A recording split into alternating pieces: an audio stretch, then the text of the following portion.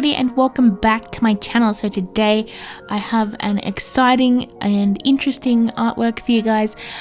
So people who know me know I absolutely love and adore Pokemon. It is one of my big passions and I will always be doing Pokemon fan art on my channel, and Pokemon Sword and Shield is definitely not an exception. So as of this moment when the video is sort of released, Pokemon Sword and Shield has finally been released. The game is out and I can bet you anything, as you're watching this video, I'm probably stuck in the game playing it constantly until I complete the game, and probably shiny hunt constantly after that. But anyways, oh, speaking of shiny hunts, by the way, my partner Jesse is a big shiny hunter and he does that heaps on YouTube, and he plays sort of Pokemon games constantly on YouTube, so I'll definitely link his channel in the description if you want to go check that out, because if you're watching this then you probably love Pokemon too.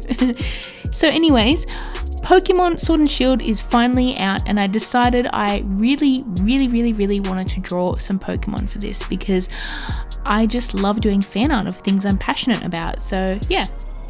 So Impidimp, this adorable little impish character with this like sort of goofy face and tongue sticking out, I absolutely adore him. Now when I first saw like him when he was first announced, I was kind of like about him, but to be completely honest, I ended up really liking him for his charm and his sort of like personality and his cute little character.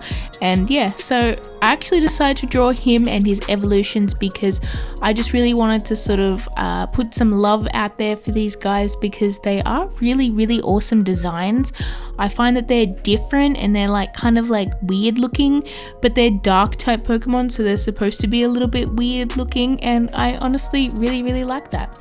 So for these guys, I'm actually drawing the line art digitally on my iPad Pro, and I absolutely love when I do this because I can just get the line art really refined and really crisp and just smooth and lovely. I'm really been enjoying my digital line art lately. I just find it so fun to do. And yeah, so I'm actually going to end up finishing this illustration with my Copic markers.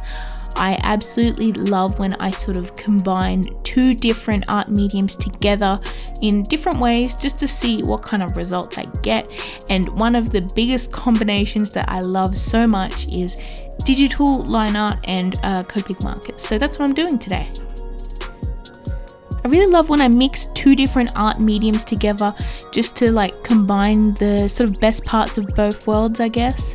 So anyways, yeah, so I decided to draw these guys with a bit of personality, a little bit of life in them, and I decided to sort of like see if I could, you know, through my art, convince people to like these characters because they're just so interesting, and I kind of just wanted to show their personality a little bit. So as you can see, we have three different characters here. It is Impidimp and his evolved forms, which are Moregrem and Grimsnarl, I believe. And yeah, I decided to sort of try and give them a little bit of personality, maybe show that they can be a little bit friendly, a little bit funny. So yeah, I actually decided to draw Grimsnarl, this like scary monster looking beast Pokemon, except he's holding this little baby Impidimp up on his shoulder in a cute way, sort of like, you know, holding him and like cuddling him and like, you know, just like doing dad things. I guess this Pokemon is its parent. I don't know, I'm just sort of making that up on the spot.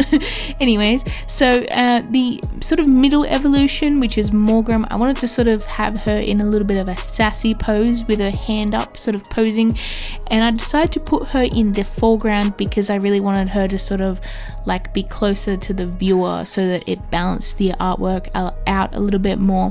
And yeah, I actually really like that because it sort of puts the spotlight on her as well as the other two. Now for the background, I really wanted to draw Glimwood Tangle Forest, which is the forest that these guys live in, just because I really love the sort of visuals of that forest. It has like these really awesome glowy mushrooms and just a really cool sort of ambient feel. And of course I ended up going with some heavy dark lines with the trees in the background. This is mainly because I really wanted to sort of like push that, you know, eerie foresty feel with maybe some looming dark trees in front of a really dark background. I thought that that would look really cool, so I ended up like doing those in the digital line art phase because it's just been really fun like experimenting with that kind of thing. So now we're getting into the coloring phase of this artwork, and I have to say I had a lot of fun with the colors. So I decided to go in with my Copic markers, which are my absolute favorite art supply to use for coloring. And yeah, I just went in with the first initial colors that I wanted to emphasize for the background. And yeah, the reason I like to do the background as well before I'm actually coloring in the figures is because I honestly just really love to do backgrounds, and yeah, it's really fun, and that's exactly how I felt like doing it. But anyways, so I did the main colors of the mushrooms in the background, this sort of red and green color, because I remember in one of the trailers for the game, you do see sort of red and green glowing mushrooms in Glimwood Tangle Forest. And yeah, so I decided to do that because I felt like the colors were really interesting and gave it a sort of eerie, sort of magical feel to this forest. I'm really excited about that forest actually. It feels like it's going to be really fun for me to play in. So for the background, I decided to do a nice sort of dark blue color for the sort of background sky sort of thing, and I decided to do that color because I really wanted those trees to look like they were in the distance, and I didn't want to do a light color because I wanted them to sort of, I don't know, be like sort of looming shadows. So I decided to go in with a Prussian blue, which is a very nice dark rich blue color, and yeah, I pretty much just colored in the whole background for that. Now after this, I wanted to go in with the floor, the ground. Now I went for a few different colors for this, mainly because I couldn't really get the color I wanted perfectly. So I ended up layering a bunch of colors over each other, and yeah, it was actually kind of, I don't know, a little bit frustrating because a couple of my markers were drying out. But I ended up getting a nice sort of even coverage eventually after having to switch colors a few times. But yeah, we got there in the end and I really liked it.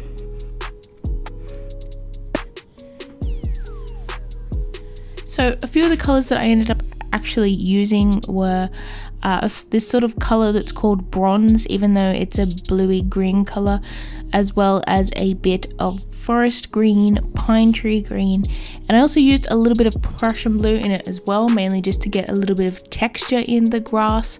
I didn't want to do the grass like fully sort of detailed, but I did want to get a bit of texture in there to get it, you know, a little bit more interesting than just, you know, plain color. And yeah, I had a lot of fun doing that and just sort of deepening the colors, making it nice and dark to sort of match the darkness of the sky. Now for the grass sort of bushes behind them, I also layered a few different colors, mainly because I decided to go in with a grass green, but then I realized that I had drawn the sort of like leaves around the edges in grass green, so that was a little bit sort of blending in too much. So I actually went in with a sort of darker yellowy green called Bush, which was aptly named for what I was coloring it in for. And yeah, I just sort of layered colors over the top of each other until I had this sort of nice rich darkness, which helped a lot. Now as you can see, I have sort of left a white outline around the characters. This is mainly so I could go in with gel pen later and make a sort of white outline around the edges, and I really love doing that in my art, and a lot of the time I'll actually leave it to the end to do that, and then like I'll have to go around the whole edge. But this time it helped a lot that I just went in with the background and left sort of gaps around the edges so that I didn't have to like fully color it in with gel pen. And yeah, now is finally the time to color in the figures, and I had so much fun doing this because I just sort of, I don't know, I find it really interesting sort of shading things and trying to get the shadows really nice and interesting and sort of dynamic looking. And for the character in the front here, Moregrem, I think she's called. I'm not too sure. But I ended up using a few different colors for her. I used crimson, I used peony, and I also used a sort of light tender pink for the brighter highlights. And for the grey parts on her, I decided to go in with purple first for the shadows. And I did this because I wanted the sort of grey parts to have a bit of a purple hue to them. And after that, I layered over a bit of cool grey, and that gave it like this really nice sort of dark effect. I really tried my best to try and push the contrast in these guys.